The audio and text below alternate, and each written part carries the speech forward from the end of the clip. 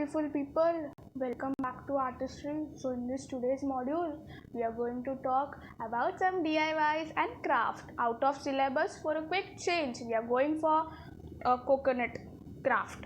So basically in some schools and regular some primary or secondary schools, there is some best out of west sort of concerts or some competitions. For that we need use coconut or something. So for that we are giving a best idea of some west out of west which we are heard about it.